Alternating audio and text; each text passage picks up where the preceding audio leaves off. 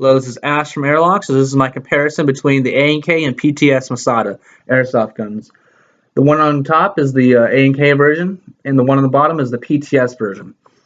As you can see, the A&K version is a little bit smaller than the PTS version due to the PTS version being based on the real steel ACR Masada real weapon.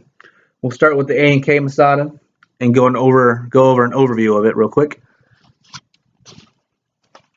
Now, the A&K Masada comes with a sun position collapsible stock. You can also fold to the right of the gun and come back like that. Comes with flip-up iron sights, flip-up back and flip-up front sights. Although the front sight you manually have to flip up like that. The magazine release is right here, and it's also on the other side. So this is an ambidextrous gun. The mag release is also right here, also on the other side. This is the charging handle right here. All you do is pull it back and you reveal your hop-up system. This is a AK style hop-up system, which means it has a little lever right here, and you can adjust it by pushing forward or backward. So it's not a wheel version like a M4 would have.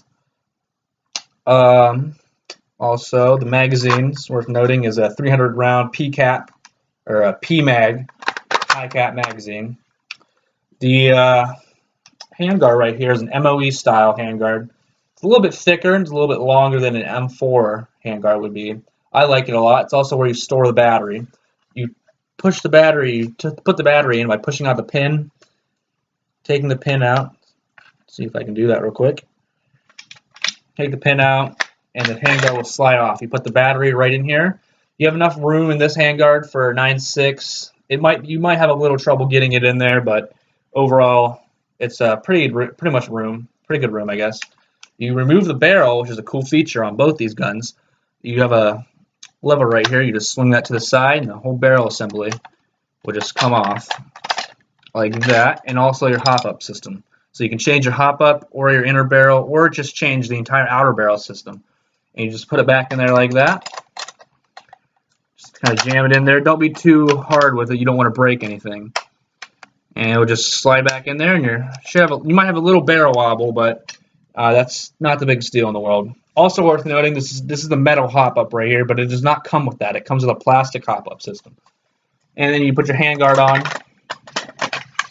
like that. Put the pin back in, and you're ready to go. The flash hider, I have a black flash hider installed, but it comes with an orange flash hider, so watch out for that. If you want to change it to 14 inch negative or 14 millimeter negative, so pretty standard. Internally, this comes with a version 2 gearbox, standard M4 parts. Proprietary parts include the air nozzle, the hop-up system. Other than that, it's pretty much standard gears, standard piston head. Pretty much standard all around, basically. Any M4 part would work except the air nozzle. So yeah, overall this is a $200 airsoft gun. You can find it for about $200, $250. Has good quality polymer, metal upper receiver, metal braille, polymer stock. Everything below the upper receiver is pretty much polymer. It's the handguard, the mag, lower receiver, stock. The outer barrel is metal, obviously, so is a flash hider. Yeah, I mean, overall, I think this gun is worth $200. If you're in the market for a Masada, this is about your only option if you want something that's below $200. It's a good quality gun. It lasted me 4 years, 5 years. It could have lasted longer if I didn't mess with it, because it's broken because of my failed attempts to try to upgrade it, not because of the gun's durability. It barely had any issues with it. It shot about 400 FPS out of the box. It's not the motor is something that needs upgraded. It shoots about 700 rounds a minute, which is quite slow, I guess, for most AEGs. Oh, excuse me. Yeah, I mean, easy to upgrade, easier than the PTS Masada to upgrade due to you'll see the proprietary parts of the PTS one. Yeah, overall, I mean, I'd get it if you were in the market for a Masada. Pretty nice, sleek looking gun. I like it better than the M4 style. and we'll move on to the PTS version. Now this is the PTS Masada. This is run you about $350 to $500. I got this off eBike for $350, although it was on sale. Yep, somewhere, obviously they're both Masada, so they look similar. Something to note, though, is the handguard is thicker, and it's wider and thicker than the A&K Masada. It's also longer, so you can fit better range of batteries in there. I like it a lot. It feels a lot nicer than the A&K Masada. Starting from the back, we should just start from the front. Starting from the front, you have your plastic orange tip flash hider right here. Your fake gas tube. You can also turn this. Is kind of cool, I guess. Push it in or something. What is it? There you go. You can twist it. Your flip up front sight, which you just push down on this pin right here, like that, and you can put it back, and then you'll have to push it, lock it in with another pin. Quick. There we go. Comes with the cool trademarks. If you can see, it says PTS right there, and you'll find that all over this gun. You'll find it right there, obviously, on the handguard. Can't really see, but there's a little PTS logos pretty much all around this and right here as well. You'll also find a serial number on the receiver right here, and it says Cal Multi. Your fire selector right here, same thing as the A&K version. Your magazine release is right here. Your magazine's a 120 round mid cap magazine. It's a really nice quality magazine. You won't find these out there, I don't think. Also comes with a magazine cap. Really cool feature, I think. And for me, I like it personally because I like mid caps. Yep, your standard rail, a little bit longer than the A&K version. You'll have a little bit more rail space. Not the biggest deal in the world. Yep, also cool feature on the other side of this gun. You'll have a 1-point sling mount right here, so you can attach a 1-point sling to it, something the A&K version does not come with. Also sling points right here, and you have one right here on the stock. And also it has a folding stock edition, or folding stock option, and also a 7-position adjustable stock. And this stock does latch in a little bit better. It feels tighter, like it's not going to swing back, kind of like the A&K Masada kind of has that feeling that it's just going to swing back on you. Yeah, overall, this is a really high-quality airsoft gun, especially exterior-wise.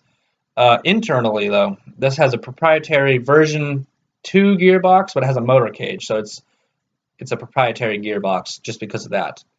It uses a proprietary air nozzle, proprietary hop-up system, which I'll show you. It's a wheel dial hop-up, kind of like your M4. And although I'm pretty sure it's obviously standard gears, you can get standard version 2 gears, standard version 2 cylinder, standard version 2 piston, all the good stuff like that.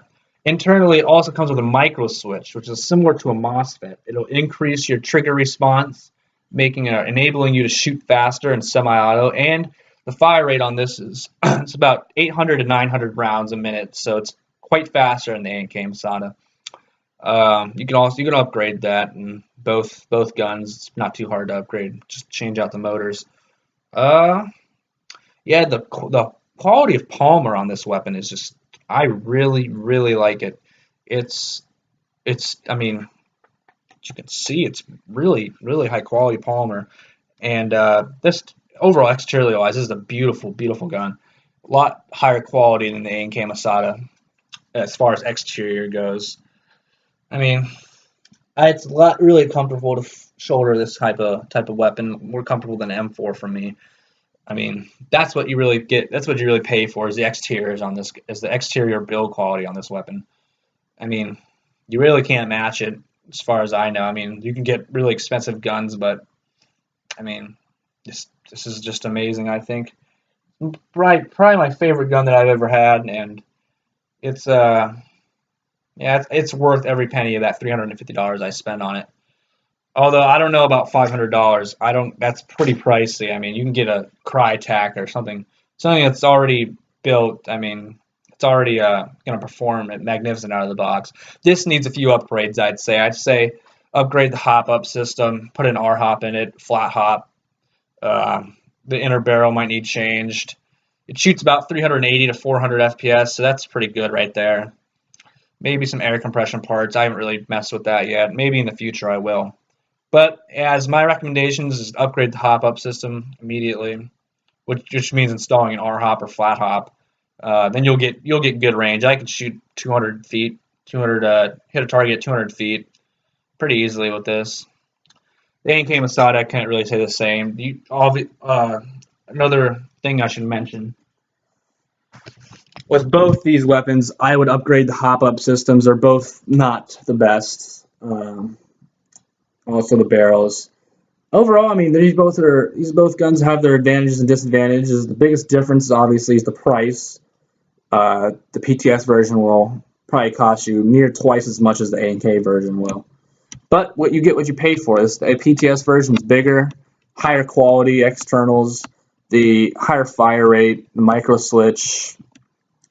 Yeah, I prefer the PTS version. But if you're on a budget, the A&K version is not too shabby. With few upgrades, it can be just as good as the PTS version is. Although, that would be my review of these two weapons, and I hope that could clarify if some differences. Oh, I should mention compatibility between these guns. It might look like most of these parts are compatible, but they're not. The barrels are not compatible. The handguards are not compatible. The stocks are not compatible. Pretty much the only thing that really is compatible between these two weapons is the mags, and yeah, I think that's about it. I mean, none of the internals, like the hop-up systems, are obviously not compatible. Even the flash hider on the PTS is a 14 millimeter positive, so even that's not compatible. Other than that, I mean, yep, that's my review of these two weapons, and I hope that can clarify some differences and similarities between these two weapons, and which one is more worth your money. Thank you for watching, and this is Ash from Airlocks again, and then tune in to the next video. See you later.